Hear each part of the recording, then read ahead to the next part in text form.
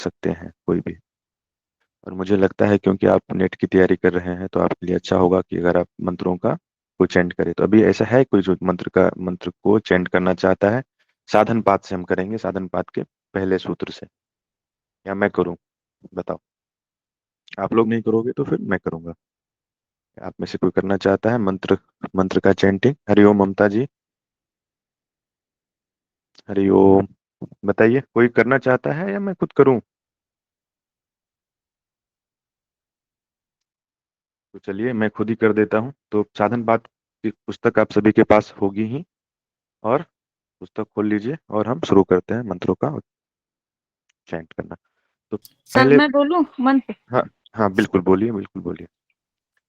शुरू ठीक है। से कल साधन पाठ से शुरू करिएगा और जहां तक पढ़ा है हमने वहां तक करिएगा, साधन जी पाठ जी, से।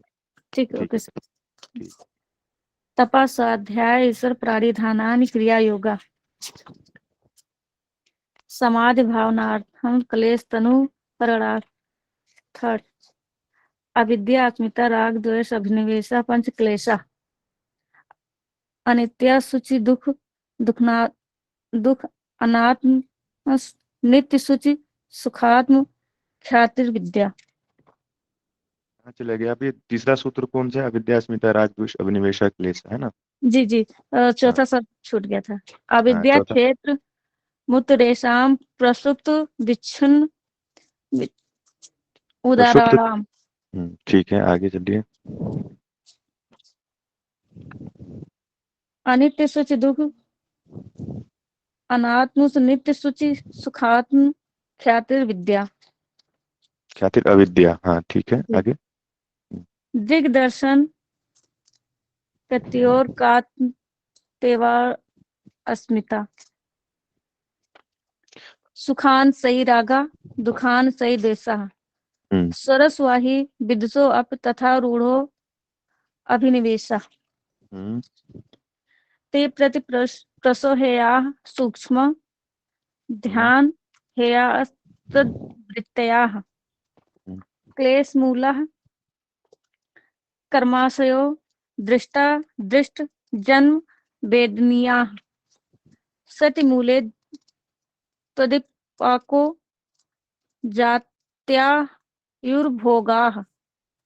ते फलात् परिताप फला पूर्णया पूर्ण हेतुत्वात् परिणाम परिणाम ताप संस्कार दुख गुण वृत्ति विरोधाश्च वृत्ते दुःखमेव। निरोधास्त दुखमेव सर्वम विवेकिनः हाँ आगे, ठीक है, बहुत अच्छा। हेयम दुखमानगतम एयम दुखम अनागतम, ठीक है, आगे चलिए। दृष्ट दृश्यो संयोगो हे हेतु हम्म प्रकाश क्रिया स्थितिशीलम भूतेन्द्रियात्म भूतेन्द्रियात्मकम भोगा भोगावर्गार्थम दृश्यम हम्म विशेषा विशेष लिंग मात्र आलिंगनानि गुण गुण गुण गुण परवाणि। परवानी। जी, ठीक है, आगे बढ़िए। दृष्टा दृश्य मात्र शुद्धो अप प्रत्यानुपस्य तदर्थ एव दृश्यात्मा हम्म कृतार्थम तत् नष्टम नष्टम अपनष्टम कोई बात तद नहीं, न। गलती होती, हाँ आपसे गलती होती है तो उसके लिए आपको चिंता नहीं करनी है, आप बस पढ़ते जाओ और घबराना नहीं है। क्या होगी, थोड़ी गलती होगी और उससे डरना नहीं, ठीक है? जी सर, पढ़िए, जी कोई बात नहीं, हाँ निश्चिंत होकर पढ़िए, तद कोई सब अपने लोग हैं। जी जी जी हाँ तदन्य साधारण तत्वात् आगे चलिए, आगे पढ़िए। स्वस्वामिकत्यो स्वरूपो स्वरूप स्वरूपोपल उपलब्धि हेतु संयोग हम्म तस्य हेतुर्विद्या तस् हेतु रविद, हाँ ठीक है, आगे। तद्भावात्म संयोगा भावो हानम तद दृश्य कैवल्यम हम्म विवेक ख्यातिर विप्लवा हानोपाया आगे। तस्य सप्तधा प्रांति भूमि प्रज्ञा। ठीक है। जी। यहाँ तक हमने, ठीक है, यहाँ आप रुक जाइए, यहाँ तक हमने कल पढ़ा था, ठीक है। जी देखिए, सर। मैं आप लोगों से एक अनुरोध करना चाहता हूँ कि जैसे अभी आपने मंत्र की चैंटिंग की, तो अभी आपसे थोड़ी बहुत गलती हुई, और मुझसे भी गलती होती है, ऐसा नहीं है, क्योंकि हम हमारी जो पढ़ाई लिखाई है ज्यादातर अंग्रेजी मीडियम या हिंदी में हमने पढ़ाई की है। संस्कृत का अगर आपका पहले का बैकग्राउंड नहीं है, तो क्या है कि संस्कृत एक तो बोलचाल की भाषा नहीं है, हम आम जीवन में संस्कृत में तो बात करते नहीं है, जी तो सर। उच्चारण में थोड़ी बहुत दिक्कत होगी। तो उसके लिए आपको घबराना नहीं है। एक होता है ना कि भाई इस एज में मैं कैसे गलती करूं, हो सकता है मेरे से, तो उसके लिए आपको निश्चिंत होना है। और मैं आप लोगों को इनकरेज करना चाहता हूं कि आप में से कोई भी चेंज करना चाहे तो करिए। गलती होगी या नहीं होगी, उससे उसके लिए आप बिल्कुल ही निश्चिंत रहिए। कोई आपका यहाँ पे ऐसा नहीं, हम सीखने के लिए आए हैं, तो जब सीखने की प्रक्रिया में तो गलती होगा ही ना, क्योंकि हम सीख रहे हैं, हमें आता नहीं है, तो जब हम सीखेंगे तो गलती होगी। तो उसके लिए आप लोग निश्चिंत रहिए, गलती होगी तो अब अगर रोज करोगे तो क्या होगा, धीरे धीरे गलतियां कम होगी। अभी ज्यादा हो रही है, फिर कम होगी, और कम होगी, और कम होगी। आपने पढ़ा है ना कि कड़त कड़त अभ्यास के जड़मति होत सुजान, रस्सी आवत जावत सिल पर पड़त निशान। तो क्या होता है, जड़मति भी अगर अभ्यास को करते रहे तो क्या होता है, वो भी सुजान हो जाता है, उसकी भी बुद्धि खुल जाती है, बुद्धिमान हो जाता है। तो तो जड़ बुद्धि अगर हो सकता है तो हम लोग क्यों नहीं हो सकते हैं। तो उसके लिए निश्चिंत रहना है। आप लोग बस अभ्यास करते रहिए, जो मैं पढ़ाता हूँ उसको रिवाइज करिए, सूत्रों को चैंट करिए। सूत्रों को चैंट करने से फायदा क्या होगा कि आपकी एक तो स्मृति अच्छी हो जाएगी, है ना, और सूत्र में किस कहाँ क्या लिखा है वो आपको याद रहेगा।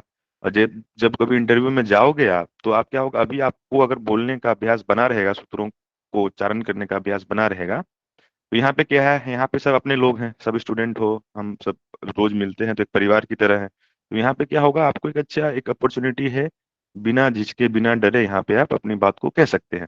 तो आपको एक आत्मविश्वास आपका बढ़ जाएगा, तो जब आप फिर कभी एग्जाम देने जाओगे या कभी इंटरव्यू में जाओगे तो आपको दिक्कत नहीं होगी, है ना। इसलिए आप यहाँ पे जितना हो सके उतना अपने आप को सीखने का प्रयास करिए, आगे बढ़ने का प्रयास करिए। चलिए, तो हम आगे की क्लास बढ़ाएंगे आज। तो पिछले क्लास में अगर आपको कोई भी प्रश्न हो, कुछ पूछना चाहते हो, तो पिछले का कोई डाउट हो तो उसको हम क्लियर करते हुए आगे बढ़ेंगे। अगर नहीं होगा तो हम फिर आगे के सूत्रों को देखेंगे। बताइए, किसी का कोई डाउट है पिछले क्लास में? नहीं? चलिए, तो आगे बढ़ते हैं। देखिए, पिछले क्लास में हमने क्या देखा था, हमने आपको क्या बताया था कि हान हे हेतु हान हानोपाय, और सेम चीज जो भगवान बुद्ध ने भी इन्हीं चीज को कहा है, दुख है, दुख के कारण है, दुख के निवारण है, और उसके उपाय हैं। तो ये अब जो आने वाले सूत्र हैं उसमें हम इन्हीं चीजों को देखेंगे कि दुख क्या है। हमने देखा भी है बहुत सारे चीजों को। हमने क्या देखा, दुख क्यों होता है, क्योंकि दृष्टा और दृश्य का संयोग हो गया है ना। दृष्टा और दृश्य का संयोग क्यों हो गया है, क्योंकि अविद्या के कारण दृष्टा और दृश्य का संयोग होता है ना। और जब वो अविद्या दूर हो जाएगी तो क्या होगा, जब दृष्टा और दृश्य के संयोग का अभाव हो जाएगा तो हमारी मुक्ति हो जाएगी, है ना। और उसके लिए क्या चाहिए, उपाय क्या बताया, विवेक होना चाहिए ना। विवेक ख्याति अगर हमारे पास होगी तब हम सही सही स्वरूप को जान लेंगे, और हमें हमारी दुखों से मुक्ति हो जाएगी। और हमने ये भी देखा कि ये जो बाहर के दृश्य जगत है वो क्यों है, क्योंकि वो आत्मा के भोग और अपवर्ग के लिए ही बने हैं। वो ईश्वर ने जो बनाया है ये सृष्टि, वो इसीलिए बनाया गया है ताकि जो भी पुरुष, जो भी आत्मा इस जगत में है, वो प्रकृति की जो दृश्य जगत है उसका उपयोग करके अपने मोक्ष को प्राप्त कर ले, मोक्ष को साध ले। इसीलिए है, जिस जिस तरह एक वैज्ञानिक को प्रयोगशाला की जरूरत होती है, एक कारीगर को उसके औजार की जरूरत होती है, तभी बिना औजार के वो कुछ नहीं कर पाएगा। ठीक उसी तरह आत्मा को प्रकृति की जरूरत है, क्योंकि आत्मा अविद्या में पड़ी है, तो उसको ये जो प्रकृति है, इस प्रकृति जो है वो उसकी मदद करेगी। प्रकृति का भोग करते हुए हमें अपवर्ग की प्राप्ति हो जाएगी। ठीक है, तो क्या बताया, कैसे होगी। पहला सूत्र जो हमने कल देखा था, लास्ट का सूत्र क्या था, तस्य सप्तधा प्रांत भूमि प्रज्ञा, है ना। एक तो विवेक होना चाहिए, और विवेक कैसा होना चाहिए, कल हमने आपको सात, क्या है, सप्तधा, सात तरह की हमने देखा था कि ये सात कैटेगरी की जो ज्ञान है वैसा होना चाहिए। हमारे पास जो ज्ञान है अभी, उसको हम ज्ञान की श्रेणी में नहीं रखते हैं ना। उस ज्ञान से आपको मुक्ति नहीं मिलेगी। अभी जो हमारा ज्ञान है वो ज्ञान नहीं है, वो तो अज्ञान है, अविद्या है। पैसे कमाने की जो बुद्धि होती है उसको हम विद्या की श्रेणी में, प्रज्ञा की श्रेणी में नहीं रख सकते, है ना। जीवन यापन चलाने के लिए जरूरी है वो चीजें सीखना, लेकिन उसको हम विद्या की श्रेणी में नहीं रखते। तो क्या हमने देखा था विद्या की श्रेणी में, कि जो जानने योग्य है, क्या जानने योग्य है, ये जानने योग्य है कि पृथ्वी जो है, जो प्रकृति है, वो त्रिगुणों से मिली हुई है, और क्या है, अनित्य स्वभाव की है, बदलती रहती है। ये प्रज्ञा होना चाहिए, और ये प्रज्ञा अनुभव से होना चाहिए। ऐसा नहीं कि मैंने आपको बोल दिया और हम सुन लिए, किताब में पढ़ लिए और हम सीखे, नहीं। अनुभव से होगी। वो अनुभव कैसे होगी वो बताएंगे, समाधि का अभ्यास करना होगा उसको जानने के लिए। दूसरा क्या है कि अविद्या के कारण जो प्रकृति का आत्मा के साथ संयोग हो गया है, उस प्रकृति को पुनः अभाव हो गया, जिसे दुखों के कारण से अंत हो गया है ना, ये जानना है कि अविद्या के कारण जिस तरह हम प्रकृति और पुरुष का संयोग हुआ था, और अभी विद्या आई और दोनों का वियोग हो गया, अलग हो गए और हम दुखों से मुक्ति हो गई, ये प्रज्ञा है ना। और क्या, प्रकृति का जब अभाव हो जाता है तो क्या होता है, तो जो प्राप्त करना था, जब प्रकृति से आपका वियोग हो जाएगा तो आपको अपने स्वरूप की उपलब्धि हो जाएगी, है ना, कि आपका जो अपना स्वरूप है, आत्म तत्व है, आप जो चेतन आत्मा है, वो आप जान जाओगे। तो ये जानने योग्य चीजें है ना। और इसको करने के लिए जो प्रयास है, वो हमें, हमारे पास ये ज्ञान होना चाहिए, हमें ये हमारा ध्येय है, हमें आत्मा के का ज्ञान चाहिए। हमें प्रकृति पुरुष का जो संबंध बन गया है, संयोग हो गया है ना, दृष्टादृष्ट संयोग, उस संयोग से हमें तोड़ना है अपने आप को, प्रकृति से अपने आप को अलग करना है, क्योंकि प्रकृति ज्ञान चाहिए हमें, हम प्रकृति नहीं है, हम पुरुष हैं। तो ये प्रज्ञा है ना। ये सारी चीजें हमने कल डिस्कस की थी, तो इसको हम बस, मैंने आपको थोड़ा रिवाइज करवा दिया। अब देखो कि अब ये जो प्रज्ञा है, ये कैसे आप पाओगे, है ना। ये तो विवेक तो चाहिए, और विवेक को पाने का तरीका क्या बताएंगे, कि योग के जो 8 अंग होते हैं, वो माध्यम होता है कि हम उस माध्यम के द्वारा उस विवेक को प्राप्त करें, है ना। ये जो विवेक है, जो अभी हम डिस्कस कर रहे थे, वो विवेक कैसे आपको मिलेगा, वो मिलेगा कैसे, यम नियम आसन प्राणायाम प्रत्याहार, है ना, ये सारी चीजें जो है उसके द्वारा आपको मिलेगी। तो अगला सूत्र में इन्हीं को डिस्कस करेंगे, क्या कहते हैं, अगला सूत्र क्या है, योग के अनुष्ठान के द्वारा क्या होगा, योगांग अनुष्ठान शुद्धि चये ज्ञान दीप्तिर विवेक ख्याते। क्या होगा कि हमें विवेक चाहिए। कैसा विवेक चाहिए, निरीक्षित विवेक चाहिए, जो चीज जैसी है उसको वैसी देखेंगे। तो अब ये विवेक तो कोई मार्केट में मिलता नहीं है, दुकान में तो मिलती नहीं है ना, कि दुकान में गए और विवेक ले आए, या कोई ऐसा है ना। ये तो, ये क्या है, खुद अपने भीतर से हमें जगाना पड़ेगा, खुद का ज्ञान जगाना पड़ेगा। और उस ज्ञान को जगाने की विधि, अब उपाय, जैसे हमने क्या देखा था, हानो उपाय, उसकी बात अभी हो रही है। तो उपाय क्या है, योग के, योग का अनुष्ठान, योग के जो अंग हैं उसका अनुष्ठान करने से क्या होगा कि आपके भीतर जो अशुद्धि है, अशुद्धि क्या है, मन के जो विकार है ना, ये जब विकार दूर होंगे तो हमें क्या पता चलेगा, विवेक पता चल जाएगा, ज्ञान हो जाएगी। अभी देखो, इसको मैं आपको उदाहरण से समझाता हूँ। जैसे आईने को है, आईना है ना, आप सबके घर में आईना होगा। अगर मानो कि आपके आईने पे धूल लगी होगी, धूल जमी होगी, और उसमें आप अपना चेहरा देखोगे, तो क्या होगा, चेहरा आपको अपना स्पष्ट नहीं दिखाई देगा। क्यों नहीं दिखाई देगा, क्योंकि आईने के ऊपर धूल लगी है ना। तो धूल लगी होने की वजह से हम अपने आप को नहीं देख पाते हैं। तो उसी तरह हमारे चित्त के ऊपर धूल लगी हुई है, विकार लगे हुए हैं, है ना। और उस विकार की वजह से हम, जो हमारा स्वरूप है, जिस तरह आईने पे धूल लगी थी और उस धूल की वजह से हम अपना चेहरा नहीं देख पा रहे थे, ठीक उसी तरह से जो मन है वो हमारा दर्पण है। आपने एक गाना सुना होगा कि तोरा मन दर्पण बन जाए, है ना, साहिर लुधियानवी जी ने बहुत अच्छा एक गीत लिखा है, कि भले बुरे सारे कर्मों को देखे और दिखाए, है ना, कि मन ही देवता मन ही ईश्वर, मन से बड़ा ना कोई। तो ये आप एक बार पढ़ना, इस गीत को, बहुत अच्छा गीत है ये। तो उसमें यही कह रहे हैं कि जो हमारा मन क्या है, एक दर्पण के जैसा है, और उस दर्पण पे जो है वो धूल जमी हुई है, और उस धूल की वजह से हमें अपना स्वरूप जो जैसा है वैसा नहीं दिख रहा है, और हमें उस धूल को साफ करना है, ताकि हम अपना चेहरा जैसा है वैसा देख पाए। और उसी मन को साफ करना है। तो उसी को साफ करने के लिए क्या करेंगे, योग के अंगों का अनुष्ठान करेंगे, और उससे क्या हो जाएगा, हमारे दर्पण, जो मन रूपी दर्पण है, उसके सारे धूल जो है वो खत्म हो जाएंगे, और हमें अपने स्वरूप की उपलब्धि हो जाएगी, है ना।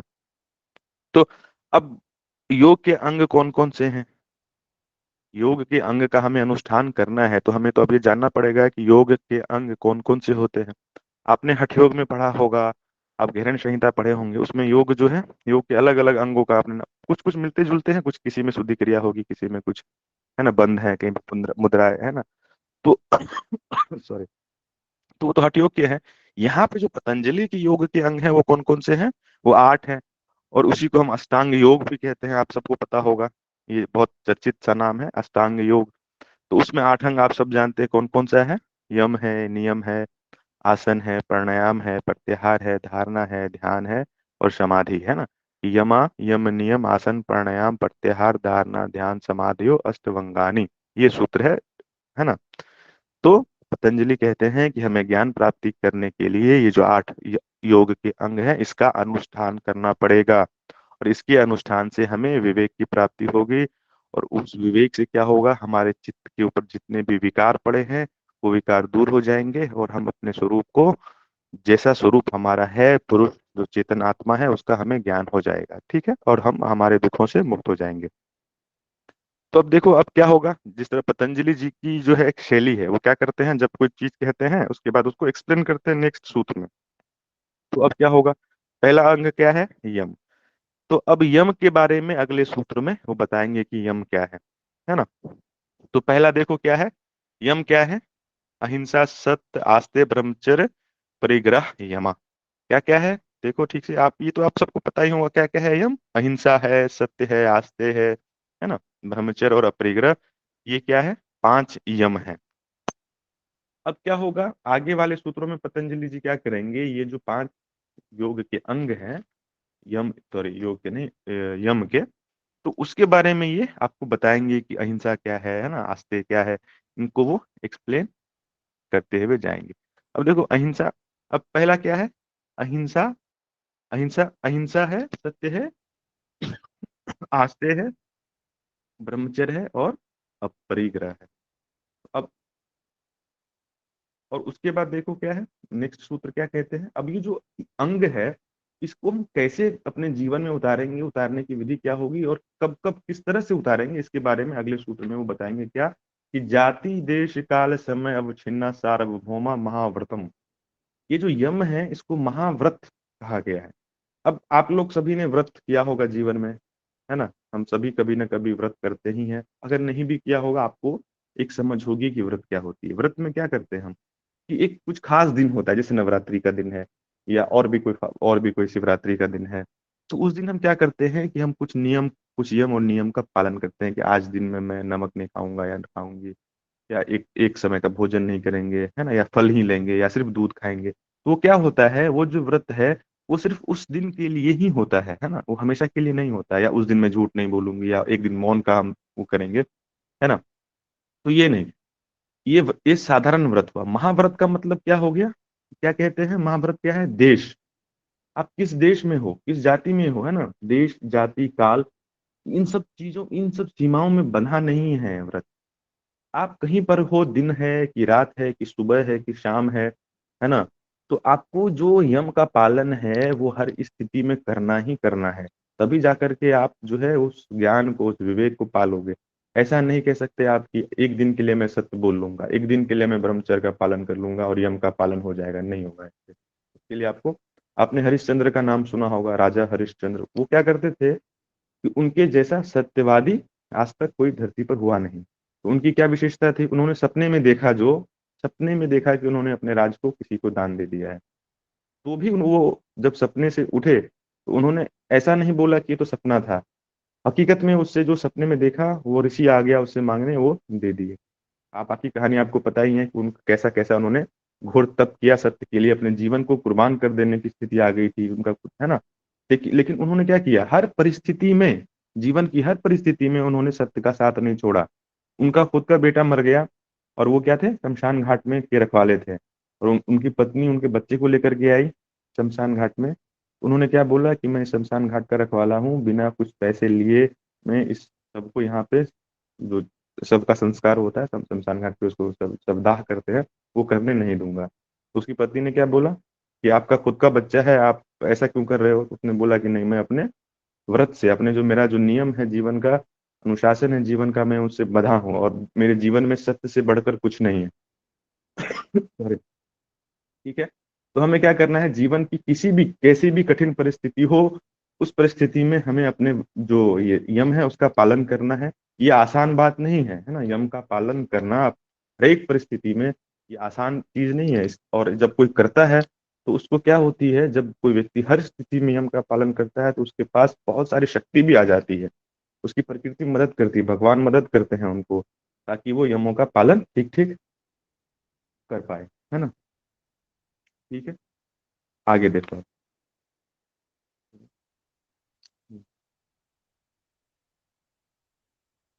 अब क्या कहते हैं, यम के बाद क्या क्या है, दूसरा अंग क्या है, नियम, है ना। यम के बाद अब क्या कहेंगे, नियम है। तो नियम क्या क्या है, सोच, सोच, संतोष, तप, स्वाध्याय, ईश्वर, प्राणिधानानि नियमा। उसके बाद क्या बताया उन्होंने, नियम को उन्होंने एक्सप्लेन किया। नियम में जिस तरह यम 5 थे, उसी तरह क्या है, नियम भी 5 है। नियम में क्या क्या है, सोच है, संतोष है, तप है, स्वाध्याय है, और ईश्वर प्राणिधानानि, ईश्वर की शरणागति, ये है नियम। देखो अब इसमें आप ये, अब इसमें देखने वाली क्या है कि यम जो है उसके पालन से बाह्य शुद्धि होती है, और नियम से अंतः शुद्धि होती है खुद की। अब देखो ये जो यम है अहिंसा, ये देखो यम से क्या होता है, समाज से संबंध, दूसरे से भी संबंधित है यम। झूठ बोलोगे आप, किसी से बोलोगे, हिंसा किसी से करोगे, है ना, अपरिग्रह, है ना, चोरी, किसी का धन चुराओगे, है ना, किसी की वस्तु लोगे। तो यहाँ पे क्या है, यम जो है बाहर से जुड़ी हुई चीजें हैं। तो यम से क्या होगा, अब सोचो कि सिर्फ यम से आपको ही फायदा नहीं होगा। यम से जो व्यक्ति यम का पालन करेगा, जिस देश के लोग यम का पालन करेंगे, उस देखोगे कि उस देश में क्या होगी, उस देश की कानून व्यवस्था, उस देश में शांति। आप खुद देख के इसमें सोच सकते हो। अभी हमारे देश में आसपास में कितनी हिंसा होती है ना, लोग कितना झूठ बोलते हैं, है ना। और ब्रह्मचर्य को आप पता ही है कितनी, मतलब ये सारी चीजें होती है, स्त्रियों के साथ दुर्व्यवहार होता है, आपको पता है। और अपरिग्रह की वजह से हमारे भीतर जो परिग्रह की भावना है, तो ज्यादा धन, इसकी वजह से हम बेईमानी करते हैं, लोगों को धोखा देते हैं, चीट करते हैं ना। इससे क्या होती है कि हमारा खुद का जीवन ही दुख में हो जाता है, आसपास के माहौल खराब होता है। तो उसी तरह देखो जो यम है, अगर कोई पूरा देश, ये अगर हम ये कानून बना दे कि सभी को हिंसा अहिंसा चाहिए, सत्य चाहिए, तो सोचो कि हमारा जीवन जो है कितना सुखमय हो जाएगा, सिर्फ यम यम के, अगर सभी व्यक्ति यम का पालन करने लग गए तो, है ना। तो हमें कितना जीवन में तकलीफें दूर हो सकती है। तो लेकिन हम इस बात को समझते नहीं हैं, लेकिन इस वजह से ये प्रॉब्लम होती है। तो यम क्या हो गया, बाहर, और नियम क्या हो गया, भीतर। देखो वही आदमी बाहर का आचरण अच्छा कर सकता है जिसका भीतर अच्छा हो, है ना। भीतर अगर आपकी गंदगी होगी, भीतर जो भी आपके मन में होगा, अगर वही आप बाहर, है ना, कि जो मन है उसी चीज को आप बाहर दोगे, जो आपके पास है वही आप दूसरे को दोगे, जो आपके पास नहीं है तो वो नहीं दोगे। तो उसी तरह नियम क्या है, खुद से, अगर जिस व्यक्ति के मन में संतोष होगा, वही व्यक्ति ना चोरी नहीं करेगा। अब देखो यहाँ पे ठीक से इसको समझना, जिस व्यक्ति के भीतर, जैसे है ना, नियम में क्या है, संतोष। अब जिस व्यक्ति के मन में संतोष होगा, वो क्या करेगा, दूसरे का धन को नहीं चुराएगा, है ना। उसके पास जितनी संपत्ति होगी उसमें वो खुश रहेगा, है ना, वो दूसरे की का लूटने नहीं जाएगा। तो क्योंकि हमारे पास संतोष नहीं है, तो बाकी क्या होता है, परिग्रह की भावना आ जाती है ना, चोरी करने लग जाते हैं जब, और ज्यादा असंतोष मन में फैलता है, तो है ना। तो ये सारी चीजें से जुड़ी हुई है, सब चीजें, यम और नियम एक दूसरे से जुड़े हुए हैं। ठीक है, अब आगे देखो, अब क्या कहते हैं, वितर्क बाधने प्रतिपक्ष भावनम। अभी क्या है कि जब आप यम और नियम का पालन करना चाहोगे, तो अभी तो एक दिन में कोई व्यक्ति यम और नियम का यथा जैसा लिखा है वैसा पालन नहीं कर पाएगा, क्योंकि हमारी आदत हो गई है झूठ बोलने की, है ना। तो अब झूठ, अभी आज से मैं प्रण लूं कि मैं सच ही बोलूंगा, तो फिर भी क्या है, हमारा पुराना एक मन का स्वभाव है, वो स्वभाव हम भूल जाएंगे, फिर से झूठ बोल देंगे, है ना। कुछ कुछ ना कुछ गलती, और कुछ ना कुछ गलती कर देंगे। तो जब गलती करेंगे तो क्या होगा, हमारे मन में एक क्षोभ उत्पन्न होगा कि मैंने ये, क्या कहते हैं कि मैंने, सॉरी आज मेरा गला खराब है इस वजह से, हरिओम रेखा जी। तो हमारे मन में क्या होगा, मानो कि हमने कोई व्रत ले लिया और व्रत का पालन नहीं कर पाए और टूट गया, तो क्या होता है, हमारे मन में ग्लानि उत्पन्न होती है, कैसा मैंने ये व्रत लिया था, ये टूट गया। तो पश्चाताप करने लगते हैं, और पश्चाताप से क्या होता है, और दुख बढ़ता जाता है ना। और हमारी जो मन की शक्ति है वो कम होती है, आपने कोई संकल्प लिया उसको पूरा नहीं कर पाएंगे, तो आपको क्या होगी, आपको लगेगा कि मैं इस काबिल नहीं हूँ कि मैं अपने जीवन में इसको का अनुपालन कर पाऊँ, तो आपके मन में हीन भावना आ जाती है। तो यहाँ पे क्या कहते हैं कि यम और नियम, कभी ऐसा हो कि यम और नियम के हिंसा मन में जाग गई या कुछ वासना जाग गई, तो उस समय क्या करना है कि प्रतिपक्ष भावना करना है।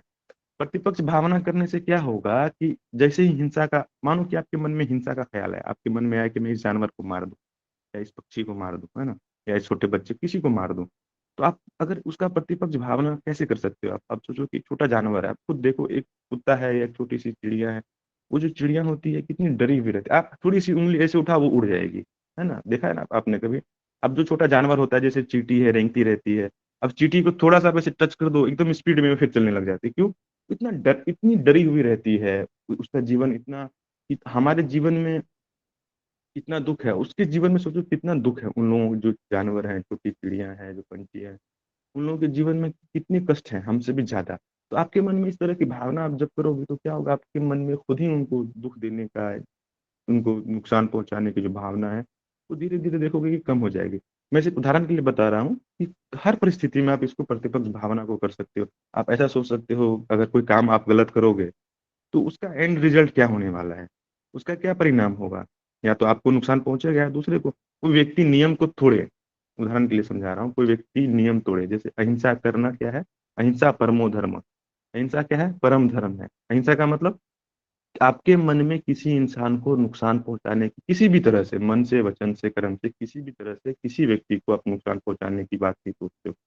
मानो कि जब आपने क्रोधपूर्वक किसी को कुछ बोला तो क्या हो गया, हिंसा हो गई। हिंसा हो गई तो क्या हो गया, आपके मन की भावना, आपकी जो मन की स्थिति है वो भी खराब हो गई, और जिसको आपने बोला उसकी भी मन बेचैन हो गया, दोनों का मन बेचैन हो गया। तो आपने देखा कि हिंसा करने से ना आपको अच्छा लगा, ना उसको अच्छा लगा। तो इस तरह की जो भावना है, प्रतिपक्ष भावना आप जब करोगे तो आपके मन में जो उत्पन्न जो हिंसा हिंसा उत्पन्न हो गई है, वो क्या हो जाएगी, दूर हो जाएगी। और फिर आप धीरे धीरे, आप यम और नियम में धीरे धीरे क्या होगा, आप बढ़ते जाओगे, आगे बढ़ते जाओगे, पुष्ट होता जाएगा यम और नियम, है ना। ये सारी चीजें हैं। ठीक है। अब देखो आगे, आगे क्या कहते हैं।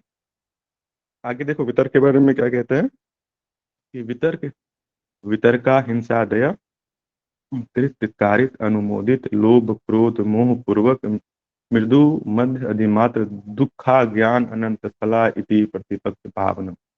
हमने क्या देखा पहले, वितर्क बाधहीन, है ना। जब बाधा उत्पन्न हो यम नियम के पालन में, तो हमें प्रतिपक्ष भावना करनी चाहिए। अब आगे बता रहे हैं उसका स्वरूप कैसा है ना, कि प्रतिपक्ष भावना को और थोड़ा एक्सप्लेन कर रहे हैं। तो क्या होता है, तीन तरह से होता है ना, काम क्रोध लोभ। अब जब भी कोई गलती करोगे आपके मन में तो कैसे होगा, कुछ उस काम, लोभ होगा किसी चीज को पाने की, कोई क्रोध होगा या मोह होगा। आप देखोगे यही तीन चीजें होती है ज्यादातर आदमी में, राग द्वेष और मोह, है ना। तो इस वजह से ही आप करोगे कुछ भी, जब भी आप यम को तोड़ोगे या नियम को तोड़ोगे या हिंसा करोगे, है ना। ये जो वितर्क जो है, हिंसा, सॉरी, हिंसा चोरी जो भी आप करोगे, तो ये क्या होगा, ये वितर्क जब उत्पन्न होगा, काम उत्पन्न होगा, क्रोध उत्पन्न होगा, लोभ उत्पन्न होगा, तभी आप करोगे। और इसमें क्या कह रहा है कि तीन तरह से आप करोगे। कैसे करोगे, या तो खुद कृत, कृत का मतलब खुद करोगे, कारित किसी से करवाओगे, अनुमोदित मतलब कोई कर रहा है गलत काम, आप वहां पे हो, आप रोक सकते थे लेकिन आपने नहीं रोका, आपने उस घटना को होने दिया। ठीक है। कृत का मतलब क्या होता है, आपको गुस्सा आया, आप खुद, आपने उसको मार दिया, पीटा किसी को, ये तो आपने खुद से गलत काम किया। दूसरा क्या होता है, आपने किसी को हायर किया, गुंडे को बुलाया, उसको पैसे दिए और बोले कि तुम जाओ, उस आदमी को मार डालो। तो क्या हो गया, आपने तो जाके नहीं मारा उसको, आपने किसी से करवाया। तो क्या, इसको क्या बोलते हैं, कारित। एक तो पहला कृत, आपने खुद किया। दूसरा क्या किया, आपने किसी के द्वारा करवाया, वो गया और उसको उसने मारा, आपने उसको पैसे दिए। अब देख, आप फिल्मों में देखे होंगे ना, सुपारी लेते हैं गुंडे लोग, सुपारी दिया उसको, उसको मारो जा करके। तो ये अनुमोदित का मतलब क्या होता है, अनुमोदन का मतलब क्या होता है कि आपके सामने कुछ गलत घटना घट रही थी, किसी के साथ नाइंसाफी हो रही थी, आप उसको रोक सकते थे और आपने उसको होने दिया। आपके पास सामर्थ्य थी, शक्ति थी कि आप उसको रोक सकते थे, फिर भी आपने उसको हाँ में सिर हिलाया, आप चुपचाप देखते रह गए। तो इसका मतलब है कि आपने उसको होने दिया। आपने सुना है ना गांधी जी के तीन मंत्र, बुरा मत देखो, बुरा मत सुनो, बुरा मत कहो। यही है कृतकारित अनुमोदित। न बुरा सुनो, न बुरा कहो, न बुरा देखो। इसका मतलब ये नहीं है कि हम बुरा, ना बुरा देखो मतलब कोई कुछ गलत कर रहा है तो आंख बंद कर लेंगे, ऐसा नहीं है। मानो किसी के साथ नाइंसाफी हो रही है, कोई कुछ सड़क पे कोई किसी ने किसी के साथ बदतमीजी कर रहा है, तो आपने तो बुरा नहीं देखना है तो आपने आंख बंद कर ली, ये नहीं। उस बुरा नहीं मत देखो का मतलब बुरा नहीं होने दो, ताकि नहीं होगा तो आप नहीं देख पाओगे। तो ये है, ये अर्थ है। ठीक है। यहाँ तक आपको बात समझ में आ रही होगी सब लोगों को, है ना। अब देखो आगे के सूत्रों पे चलते हैं। आगे का सूत्र क्या है, अहिंसा प्रतिष्ठायाम तत्सन्निधो वैर त्याग। जब आपके मन, अभी आपके हमारे मन में ऐसी भाव आता है, हमारे मन में कि अगर मैं हिंसा छोड़ दूंगा, हिंसा का मतलब ऐसा हो सकता है कोई इंसान किसी जानवर को ना मारता हो, हिंसा का मतलब यहाँ क्रोध है ना, हिंसा का मतलब क्रोध है या उस तरह से, जैसे अगर मानो कोई आपसे झगड़ा करना चाहे, है ना, आप आपसे आपको परेशान करे, तो आपके मन में हिंसा उत्पन्न होगी। तो आपके मन में ऐसा आ सकता है कि अगर मैं हिंसा छोड़ दूं, कुछ किसी को कुछ बोलूं ना, तो मेरा जीवन कैसा होगा, लोग मुझे परेशान करने लग जाएंगे, है ना, कि सब लोग, दुनिया इतनी बुरी है कि अगर बहुत जो सीधा आदमी होता है उसको बहुत लोग परेशान करने लग जाते हैं, है ना, बहुत लोग उसको दुख देने की तैयारी में लग जाते हैं, उनका गलत फायदा उठाते हैं। तो यहाँ पे लेकिन ऐसा नहीं होता है, प्रकृति के बंधे बंधाए नियम है ना, अगर आप हिंसा छोड़ोगे, अहिंसा का पालन करोगे, तो क्या होता है कि अगर सही सही अहिंसा का पालन, दिखावे के लिए नहीं, भीतर से सच में, तो क्या हो जाएगा आपके साथ कि जब अहिंसा की स्थिति दृढ़ हो जाएगी, तो जो भी आपसे, जिस व्यक्ति के मन में आपके प्रति दुश्मनी होगी, उसकी दुश्मनी खत्म हो जाएगी अपने आप। वो कोई आदमी, क्योंकि आपकी क्या होता है ना, हमारी जो एनर्जी होती है हमारे भीतर, हमारा मन क्या है, हमारी शरीर और ये मन है, एक ऊर्जा है ना, हम सब जो क्या है, ऊर्जा के एक पुंज है, एनर्जी है ना। पहले अगर आप फिजिक्स पढ़ोगे तो फिजिक्स क्या मानती थी, इस दुनिया की जितनी चीज है वो किससे बनी है, मैटर से बनी है। फिर और खोजें हुई तो क्या पता चला कि जो भी चीजें हैं वो एनर्जी से बनी है ना, लाइट पार्टिकल एनर्जी से बनी है। तो एनर्जी क्या होती है, एक वाइब्रेशन होता है, एक तरंग होती है। तो जिस तरह की तरंग आपके मन में उत्पन्न हो जाएगी, तो क्या होगा, वो तरंग दूसरे तक फैलेगी, वो आप तक नहीं रुकेगी, आपके भीतर से जैसी तरंगे निकलेगी तो दूसरे तक जाएगी। अगर आपकी तरंगे, आपकी वाइब्रेशन बहुत स्ट्रांग है, और कोई इंसान गुस्से में आपके पास आया, तो क्योंकि आपकी जो तरंगे हैं इतनी मैत्री की, करुणा की इतनी स्ट्रांग है कि वो दूसरे व्यक्ति का भी गुस्सा शांत हो जाएगा आपके समीप आने पे, है ना, और ऐसा देखा भी गया है। तो यही कह रहे हैं कि अहिंसा की स्थिति में जब आप दृढ़ हो जाओगे, तो इंसान ही नहीं, जितने भी प्राणी हैं वो सभी आपसे वैर भाव का त्याग कर देंगे, आपके प्रति किसी की कोई दुश्मनी कोई नहीं रखना चाहेगा, क्योंकि कोई, साधारणतः हमारे मन में, हम क्यों किसी ऐसे व्यक्ति से दुश्मनी करें जो व्यक्ति संत पुरुष है ना, जो संत पुरुष है, कभी आपके मन में ऐसी इच्छा आती है कि जो व्यक्ति बहुत अच्छे हैं, बहुत प्यारे हैं, दूसरे की भलाई करते हैं, तो आपके मन में खुद ही उस इंसान की तरफ उसको परेशान करने की या इच्छा ही नहीं आएगी आपके मन में, है ना। अभी एक कहानी मैं आपको सुनाता हूँ। आप सभी ने भगवान गौतम बुद्ध का नाम तो सुना ही होगा, है ना। तो गौतम बुद्ध का एक भाई था, ठीक है, अंकल का बेटा, उसका नाम था देवदत्त। तो देवदत्त और गौतम की बनती नहीं थी, मतलब जब गौतम बुद्ध बुद्ध नहीं हुए थे, दोनों साथ में रहते थे बचपन से ही। तो बचपन से ही जो, क्योंकि गौतम बुद्ध बचपन से ही बहुत पढ़ने में तेज थे, चीजों को जल्दी सीखते थे और बहुत वो थे, तो देवदत्त को उनसे बहुत जलन होती थी, गौतम बुद्ध से। जब गौतम बुद्ध बुद्ध बन गए, बुद्ध बनने के बाद भी देवदत्त जो है वो गौतम बुद्ध को परेशान करने के उपाय सोचता रहता था, कभी किसी न किसी तरह से वो उनको परेशान करना चाहता था। एक बार क्या हुआ कि गौतम बुद्ध रास्ते पर जा रहे थे, और ये जो देवदत्त है उसका भाई, उसने सोचा कि मैं इसको बुद्ध के पास पागल हाथी को भेज देता हूँ, और पागल हाथी जा करके बुद्ध को मार देगा। तो उसने एक पागल हाथी को क्या किया, जिस रास्ते पर बुद्ध आ रहे थे उस रास्ते पे उसने पागल हाथी को छोड़ दिया। और हाथी तो पागल था, तो वो दौड़ता हुआ जो भी रास्ते में चीजें थी उसको तोड़ता फोड़ता वो बुद्ध की तरफ बढ़ता जा रहा था। और बुद्ध भगवान क्या थे, वो भी सीधा हाथी की तरफ चलते जा रहे थे, उनके मन में ऐसा डर भी नहीं आया कि हाथी आ रहा है, पागल हाथी मुझे मार देगा। और सारे लोग जो देख रहे थे वो सब चिल्ला रहे थे, बोल रहे थे कि आप उधर मत जाओ, उधर मत जाओ। और वो चलते गए चलते गए चलते गए। तो क्या हुआ, हाथी उनके पास आया, और जैसे ही बुद्ध के पास आया, क्या किया उसने, उसके चरणों में लेट गया, उसके अपने जो अपना सर है वो बुद्ध के चरणों में रख दिया।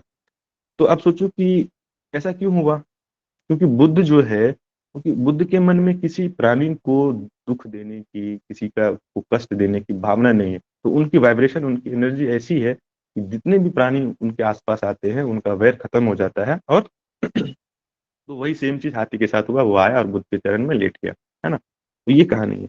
और एक कहानी है बुद्ध के साथ, आपने, ये बहुत फेमस कहानी आपने सुनी होगी, अंगुली माल की। अब देखो, अंगुली माल नामक एक डाकू था, है ना। वो उसने क्या प्रण लिया था कि वो 1,000 लोगों का को मार करके और उसकी उंगली की माला अपने गले में पहनेगा। और ये बात क्या होगी, उसने उससे पहले 999 लोगों को मार दिया था। और जिस जंगल में वो रहता था, तो बुद्ध जो है, बुद्ध को ये बात पता चली कि इस जंगल में उंगलीमाल नामक एक डाकू रहता है और उसने ऐसा प्रण लिया हुआ है। और भगवान बुद्ध को जब पता चली, तो वो उस जंगल की तरफ चलते गए चलते गए चलते गए। और फिर उंगलीमाल ने देखा कि वो बुद्ध आ रहा है। उसने बोला कि देखो, मैं, तुम मुझे अच्छे लग रहे हो, अच्छे व्यक्ति प्रतीत होते हो, मैं तुम्हें मारना नहीं चाहता हूँ, तुम वापस चले जाओ। और बुद्ध जो क्या किए, वो गए नहीं और उंगली माल के पास चले गए, है ना। फिर उन्होंने उनको शिक्षा दी। तो देखो कि एक उंगली माल जैसा व्यक्ति जो 999 लोगों का कत्ल किया, सोचो कितना हिंसक होगा, कितनी गुस्सा, कितना क्रोध उसके भीतर होगा। तो ऐसा व्यक्ति भी जब बुद्ध के संपर्क में आया, बुद्ध के संपर्क में आया, तो उसका भी, उसकी भी, बुद्ध क्या है, अहिंसक है। उन्होंने अहिंसा में, उनकी उनका मन जो है अहिंसा में दृढ़ हो चुका है। तो ऐसे व्यक्ति के संपर्क में इतना क्रोधी व्यक्ति आया, तो भी उसकी जो है, उसके मन में बुद्ध के प्रति हिंसा नहीं जागी। तो ऐसा होता है सच में, जब कोई व्यक्ति सचमुच में हिंसा का पालन, अहिंसा का पालन करता है, तो क्या होता है, जितने भी लोग वैरभाव वाले होते हैं, वो अपना वैर त्याग कर देते हैं। ठीक है। अब ये है हिंसा के पालन का फल। जो इंसान हिंसा पालन करेगा, उसको ऐसा फल मिलेगा। अब आगे देखो, आगे क्या है कि सत्य प्रतिष्ठायाम क्रियाफलाश्रयत्वम्। अब जब हमने पहले देखा कि हिंसा, कोई आदमी अहिंसा में स्थिति हो जाए तो क्या फल मिलता है, फिर आगे क्या बता रहे, कोई इंसान सिर्फ और सिर्फ सत्य का पालन करे, सत्य बोले, तो क्या होगा कि बिना क्रिया के हमें कब फल मिलता है, हम जब कोई काम करते हैं तब हमें उसका फल मिलता है। और यहाँ क्या कह रहे हैं कि जो व्यक्ति सत्य का पालन करे, तो बिना क्रिया के उसको फल की प्राप्ति हो जाती है। आपने सुना होगा, कोई किसी ऋषि ने किसी को श्राप दिया। अभी जिसको श्राप दिया ऋषि ने, क्योंकि ऋषि क्या है, जो व्यक्ति सत्य का अनुसंधान कर रहा है, सत्य का पालन कर रहा है अपने जीवन में, या किसी को उसने वरदान दिया, अभिशाप या वरदान कुछ भी दिया, तो क्योंकि ये सत्य का पालन कर रहा है, उसमें इतनी शक्ति होती है, इतना बल होता है कि वो चीजें, वो घटना घट जाती है उसकी शक्ति से, उसके प्रभाव से। तो जो भी व्यक्ति सत्य का पालन करेगा, तो उनको ऐसी शक्ति की प्राप्ति हो जाएगी कि बिना क्रिया के फल, घटना घट सकती है, वो उसको फल मिल जाएगा, है ना। तो ये है सत्य प्रतिष्ठायाम क्रियाफल प्रेत्वम। ठीक है, आप लोगों को समझ में आ रहा होगा, मुझे ऐसा लगता है। अब आओ आगे के सूत्रों पे। तो आगे का क्या सूत्र है, सत्य के बाद क्या आता है, आस्ते। तो आस्ते प्रतिष्ठायाम सर्वरत्नोपस्थानम। अब इसको भी थोड़ा अच्छे से समझना कि जो व्यक्ति चोरी के अभाव, मतलब आस्ते मतलब किसी दूसरे व्यक्ति की किसी चीज को चोरी की भावना उसके मन में, नॉन स्टीलिंग मतलब कुछ किसी से कुछ लेना की भावना, किसी की चीजों को चुराने की नहीं है, तो क्या होगा, उसको सब रत्नों की ज्ञान की प्राप्ति हो जाएगी, है ना। अब आपके मन, देखो चोरी जो होता है वो सिर्फ धन की चोरी नहीं होती है ना। चोरी जो है वो सिर्फ धन की चोरी नहीं होती, ज्ञान की भी चोरी होती है। और आपको लगेगा कि इतनी छोटी सी बात पतंजलि क्यों लिखेंगे, आपको लगेगा कि दुनिया में चोर तो बहुत कम लोग होते हैं, मैं तो चोर नहीं हूँ। तो आप देखोगे कि हम और आप सब चोर हैं, हम सभी ने कभी ना कभी कुछ ना कुछ चोरी किया। पैसे की चोरी नहीं की होगी हमने किसी की, लेकिन किसी की संपत्ति को देख के हमारे मन में वो बात आई कि हमें भी ऐसा होना चाहिए, हमें गाड़ी होनी चाहिए, हमें ऐसा होना चाहिए। हम कभी किसी की किताब को पढ़ करके और उसकी बातों को अपनी बात बता के बोलते हैं, ये भी चोरी है। आपने देखा हो, किसी का कॉपी किया हमने, किसी की बात को, गीता पढ़ करके उस गीता के ज्ञान को दे रहे, वो ज्ञान अपना नहीं है, वो किताब से हमने, इसका मतलब ये नहीं कि आपको किताब नहीं पढ़ना है, किताब पढ़ना है, लेकिन वो ज्ञान जो है आपको अनुभव पे, अभी जैसे पतंजलि योग सूत्र पढ़ रहे हो, तो अब तुम मुझसे कह सकते हो, सर आप ऐसा बोल रहे हो, किताब से हमने ज्ञान की चोरी कर ली, तो पतंजलि योग सूत्र में तो चोरी हो गई। पतंजलि योग सूत्र भी अगर अभी मुझे समाधि को मैंने अनुभव से नहीं जाना है, और दूसरे को मैं बता रहा हूँ और जाना नहीं है, और मैं ऐसा बोल रहा हूँ कि हाँ मैंने जाना है, अनुभव नहीं है लेकिन मैं झूठ बोल रहा हूँ, तो ये चोरी हो गई। हमने ऐसा पढ़ा है लेकिन हमारा अपना ज्ञान नहीं है, तो क्या हो गई, वो चोरी हो गई, है ना। तो हम सब ऐसा करते हैं। तो ये क्या क्या नहीं करना है, चोरी नहीं करना। तो जब ये चोरी की भाव मन से खत्म हो जाएगा, तो क्या हो जाएगा, जितने भी रत्न है उसकी ज्ञान की प्राप्ति हो जाएगी। अब आपके मन में आ सकता है कि किसी जमीन में सोना गड़ा होगा, तो वो हमें पता चल जाएगा, तो क्या हो जाएगा, और हम जाके सोना निकाल लेंगे, ऐसा नहीं। तो फिर तो लोभ, तब तो लोभ हो गया हमारे मन में कि हमने चोरी के भाव छोड़ा, तो हमें सारे रत्नों का पता चल गया कि सारे रत्न कहाँ पे हीरा है, कहाँ पे सोना है, कहाँ पे चांदी है ना, कहाँ पे चांदी की खदानें हैं, इसकी जानकारी हमें हो जाएगी। नहीं, जो असली में जो रत्न होता है, जो रत्न है वो हमारे भीतर है। जो बाहर के जो रत्न है वो रत्न नहीं है। जो जिसको संपत्ति कहा जाए, संपत्ति का मतलब होता है जो हमारी अपनी है। सोना चांदी घर ये हमारे अपने नहीं, अपने मतलब वो एक दिन चले जाएंगे, अनित्य हैं वो। तो जो जब चोरी आपके मन में चोरी का भावना खत्म होगी तो आपको जितने रत्न है सभी रत्नों की प्राप्ति हो जाएगी। वो जो रत्न होते हैं हमारे भीतर ही है, वो ज्ञान ही रत्न है, वो विवेक को असली रत्न, असली संपत्ति तो वही है हमारी, है ना। आत्मा जो है वो असली संपत्ति है हमारी। ठीक है, तो इस अर्थ में इसको लेना है। ऐसा नहीं कि हम सोने की और हीरे की खदान हमें पता चल जाएगा, ऐसा नहीं। ठीक है, तो ये है। अब आगे देखो, ब्रह्मचर्य प्रतिष्ठायाम वीर लाभम। ब्रह्मचर्य में जब कोई व्यक्ति प्रतिष्ठित होता है तो क्या होता है, उसको वीर्य का लाभ होता है। क्या होता है, उसके अंदर साहस आता है, बल आता है।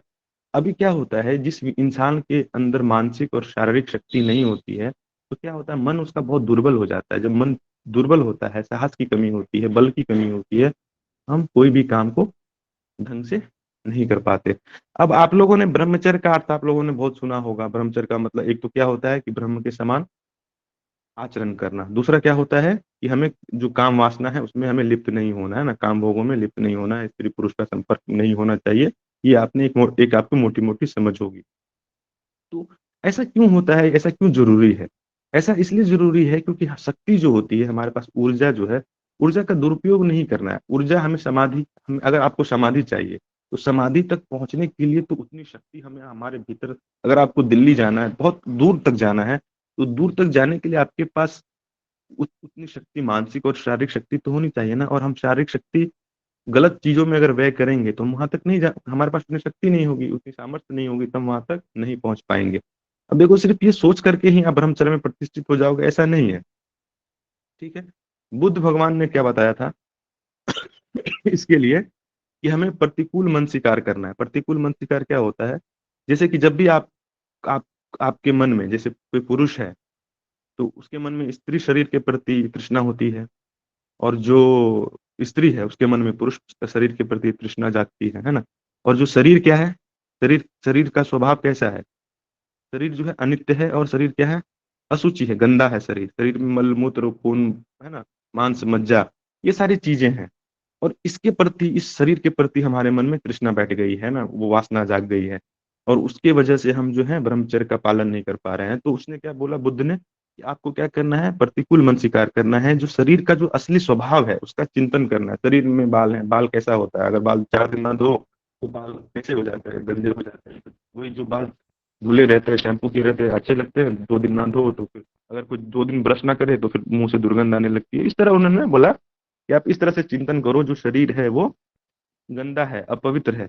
तो ऐसे चिंतन करने से, प्रतिकूल मन स्वीकार करने से क्या होगा, जो हमारे भीतर, मतलब जो जैसे पुरुष है तो उसके उसके भीतर स्त्री स्त्री शरीर की तृष्णा होती है, और स्त्री में पुरुष शरीर की तृष्णा होती है। तो ऐसे आप अगर करोगे प्रतिकूल मन स्वीकार, तो क्या होगा, धीरे धीरे आपके मन में खुद ब खुद वो जो है वो धीरे धीरे आपकी जो है वो धीरे धीरे कम हो जाएगी, कम हो जाएगी, कम हो जाएगी। ठीक है, और फिर ब्रह्मचर्य में आपको पालन करना आपके लिए आसान हो जाएगा। ठीक है, तो ये तरीका है। आगे चलो। आगे क्या है, अपरिग्रह, अपरिग्रह स्थिर जन्म कथांग संबोध। अब अपरिग्रह, अपरिग्रह की स्थिति हो जाने से पूर्व जन्मों का ज्ञान हो जाता है।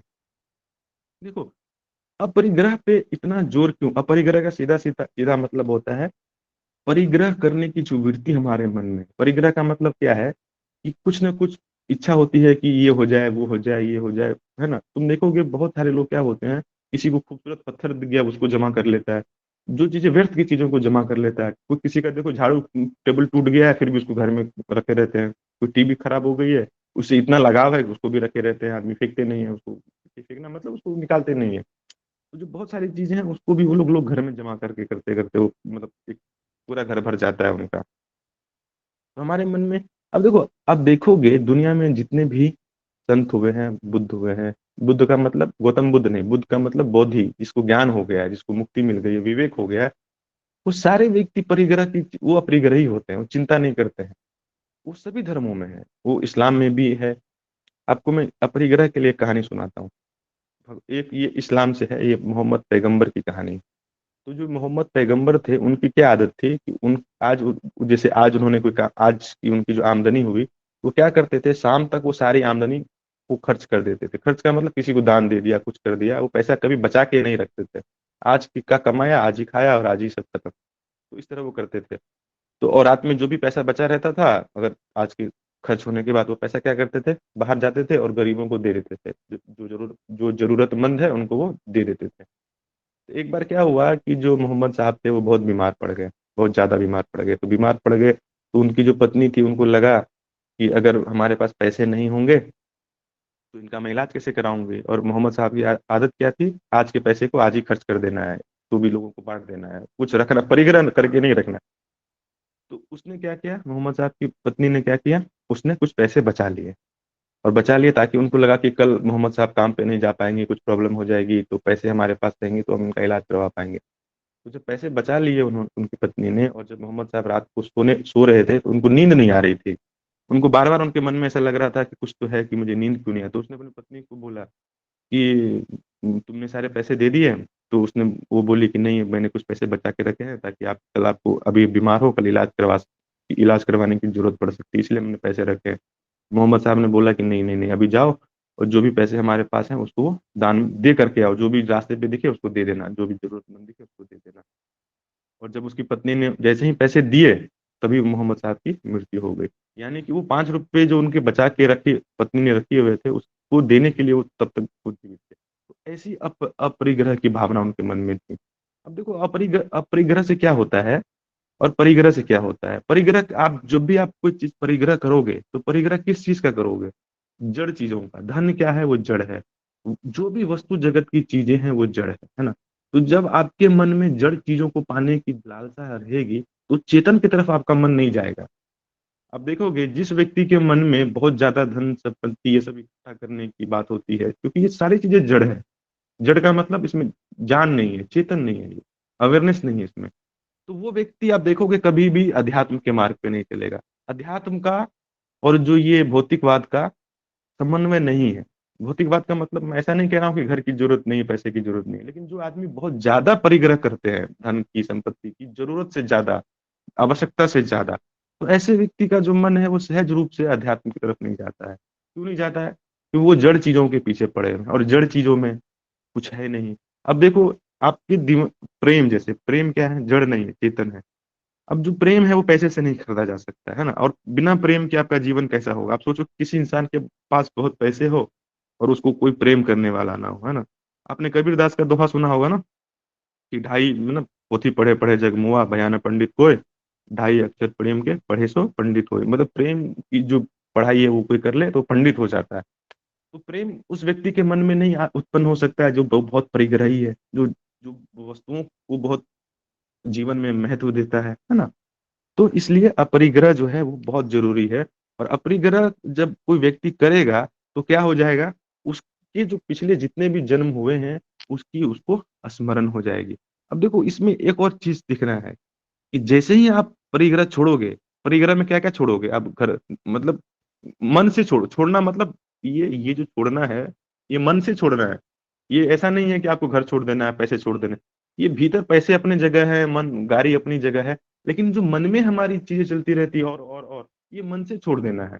तो जैसे ही मन से छोड़ोगे तो क्या होगा, पिछले जन्मों का आपको ज्ञान हो जाएगा। तो जब पिछले जन्मों का ज्ञान होगा आपको, तो आप क्या देखोगे कि हर जन्म में मैंने ऐसा ही किया है। कि जब भी मेरा जन्म हुआ है, मेरा जन्म हुआ, जन्म लिया, मैं बड़ा हुआ, मैंने शादी की, मैंने घर बनाए, मैंने फिर अपना संसार जमाया और फिर मैं मर गया। फिर मेरा जन्म हुआ, फिर मैंने वही चीज मैंने की, फिर पैसे के पीछे भागा, घर बनाए, शादी की, फिर मर गया। तो बार बार आप देखोगे कि मैं एक ही गलती बार बार कर रहा हूँ, जन्म लेता हूँ और फिर जो वस्तु जगत है, जो संपत्ति इकट्ठी करने में लगा रहता हूँ, और वो संपत्ति अंत में मरता हूँ, वो संपत्ति ही रह जाती है।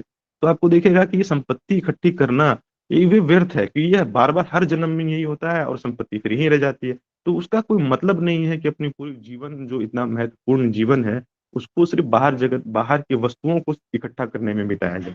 तो इसीलिए क्या कहते हैं, जो भी संत पुरुष होते हैं, बौद्ध बुद्ध पुरुष होते हैं, वो क्या करते हैं, वो कभी परिग्रह में नहीं जाते, नहीं करते हैं, अपरिग्रह में। अपरिग्रह का सीधा सीधा मतलब है जितनी आवश्यकता है उतना, आवश्यकता से ज्यादा नहीं। इसका मतलब ये नहीं है कि आप भोजन के लिए पैसे नहीं कमाओगे, घर नहीं बनाओगे, हाँ बनाओ वो, लेकिन जो आपको जरूरी चीजें चाहिए जीवन में उसके लिए तो प्रयत्न करना ही है। गैर जरूरी चीजें हमें, गैर जरूरी चीजें जो जरूरी नहीं है हमारे जीवन में, उसको हम इकट्ठा कर नहीं करना चाहेंगे। तो ये है अपरिग्रह। तो अभी तक, अभी तो हाँ, तो अभी तक, अब बाकी के सूत्र जो है आगे का कल देखेंगे। तो अभी तक में आप लोगों का कोई सवाल हो तो आप पूछ सकते हैं, अभी तक जो भी हमने पढ़ा है बताइए।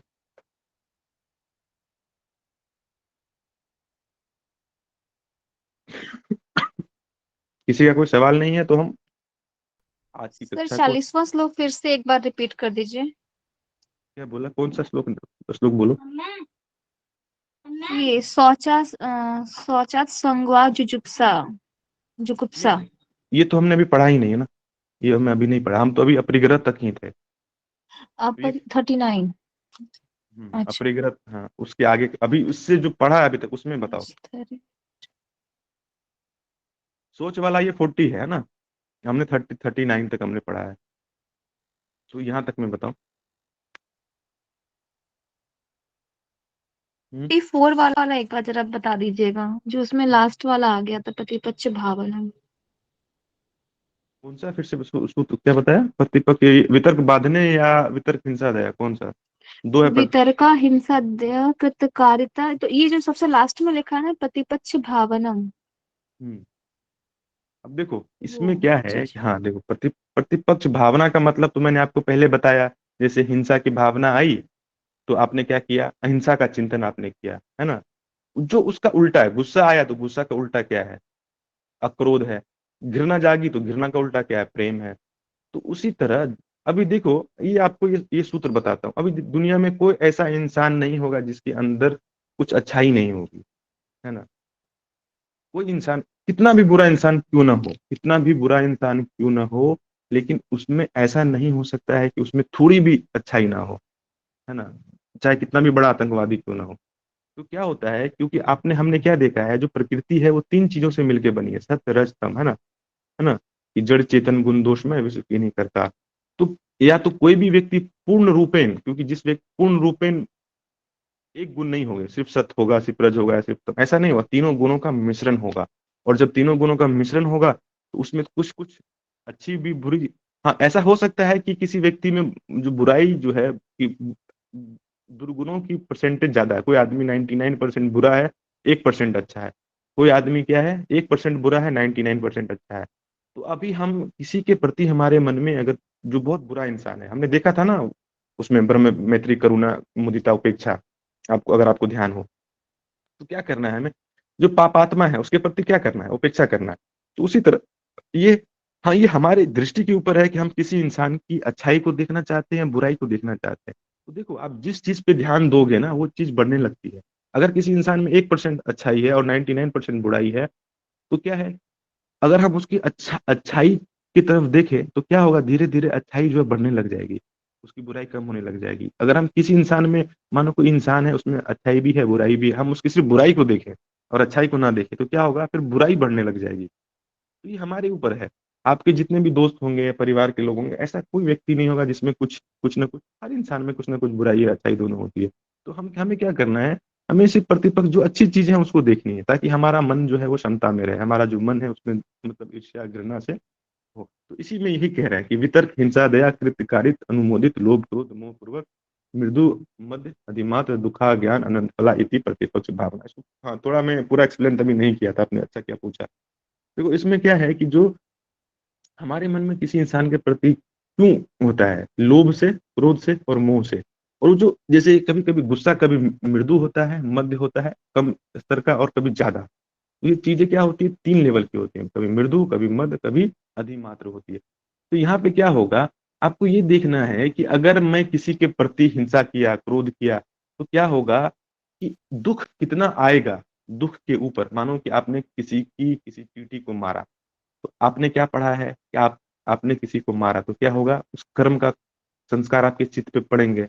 और उस चित्त पे पड़ने की वजह से आपका जो अगला जन्म होगा, क्योंकि आपने इस जन्म में जो जो किया है उसी की वजह से आपके जीवन में सुख दुख आते हैं, है ना। हमने जो जो किया है, जो घटना हमने आज इस जीवन में जो भी करेंगे, उसी का परिणाम फ्यूचर में आने वाला है। तो आपको ये सोचना है कि अगर मैं किसी व्यक्ति को मार दूं, किसी के साथ नाइंसाफी करूं, तो चाहे वो इंसान मेरा कुछ बुरा ना भी कर पाए, वो कुछ ना भी कर पाए, तो भी इसके इसकी वजह से मेरे जीवन में दुख तो आने वाला ही है ना। अगर दुख आ जाएगा मेरे जीवन में, यही है कि दुख का ज्ञान, कि आपको ये देखना है कि अगर मैं चींटी को भी मार दूं, किसी जानवर को भी मार दूं, किसी ऐसा प्राणी को मार दूं, हो सकता है आपने किसी चींटी को मारा, चींटी को मारने से आपको सरकार तो कोई वो नहीं करेगी, दंड नहीं देगी, कोई जेल नहीं लेके जाएगा। आपने किसी कुत्ते को मार दिया तो कोई सरकार आपको जेल खाने में हो सकता है ना भेजे, अभी तो जानवरों के लिए राइट्स है, लेकिन उतनी उस तरह से आपको कोई परेशानी नहीं होगी। लेकिन फिर भी आपने किसी की तरफ हिंसा की है, तो इसका परिणाम प्रकृति तो देखती है। प्रकृति तो हर चीज देख रही है ना, प्रकृति निरपेक्ष है, वो हर चीज को देखती है और हर कर्म का दंड और पुरस्कार देती है। तो ये आपको ध्यान में रखना, ये ऐसी भावना करनी है कि अगर मैं गलती करूंगा तो उसके वजह से मेरे आने वाले जीवन में दुख आ जाएगा। ये है प्रतिपत्ति भावना। ठीक है। सर पूछिए। सर हम लोग तो मच्छर को मार देते हैं तो उसका भी हमारे ये पड़ेगा क्या? देखो, ये सब चित्त के ऊपर। अब देखो, एक मच्छर को तुम आपने मारा, है ना, ये सब चीजें आपके मन की। अब एक सहज स्वभाव से आपने ऐसे मच्छर को, आदत बन गई है, मच्छर को आपने मार दिया, है ना, ऐसे मारा आपने, और उसमें आपका हिंसा की कोई भावना मन में थी नहीं, और ऐसे आदत आपने मार दिया। अब देखो कि एक, देखो ये जो जीवन मरण जो चीजें होती है ना, हिंसा जो, अब जैसे एक डॉक्टर है, इसको समझने के लिए आपको बता रहा हूँ। उसने, अब जैसे एक फौजी है, वो भी किसी को मारता है ना। अब जैसे आप पेड़ पौधों को खाते हो, पेड़ पौधे में भी जान होती है। तो अगर आप बोलो कि पेड़ पौधे को खाना बंद, फिर तो पेड़ पौधे में भी हिंसा हो जाएगी, उसमें भी हिंसा हो जाएगी, है ना।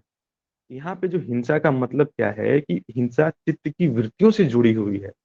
अगर आप चलते चलते, मानो आप रोड पे चल रहे हो और कोई चींटी आपके पैर के नीचे आ गई, वो मर गई, आपने नहीं देखा, वो मर गई। तो अभी क्या है कि आपके मन में वो बात, उसको दुख देने की बात नहीं थी। यहाँ पे क्या है कि चेतन, यहाँ बात है हमारे अपने मन की, कि हम किस मन से काम कर रहे हैं।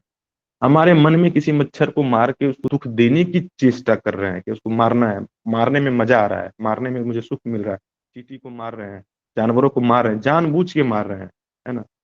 तब जाकर के हिंसा जो है वो भीतर मन की अवस्था है, वो बाहर से नहीं होती है। कृष्ण ने अर्जुन को कहा है कि मार डालो सबको, सत्य सत्य के लिए, है ना।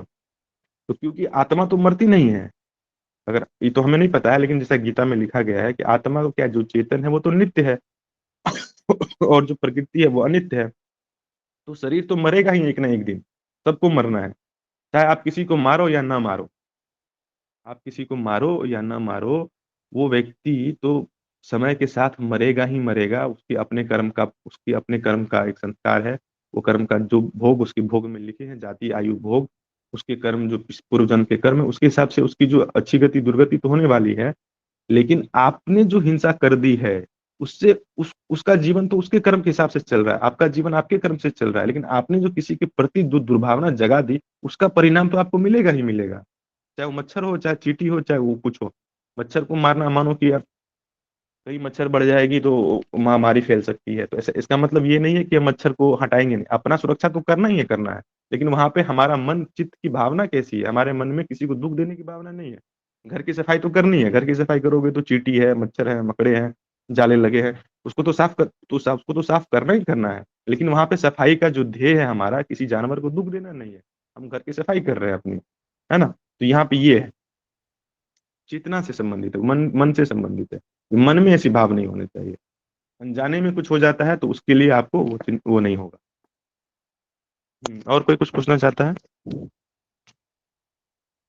और किसी का कोई सवाल, या हम आज की क्लास को यहीं पर, ठीक है, फिर आप लोगों का कोई सवाल नहीं है तो आज की क्लास को हम यहीं खत्म करते हैं, और कल फिर इसी समय जुड़ेंगे। आप लोगों का बहुत बहुत धन्यवाद आज की क्लास में जुड़ने के लिए। हरिओम सभी को, हरिओम गुरुजी।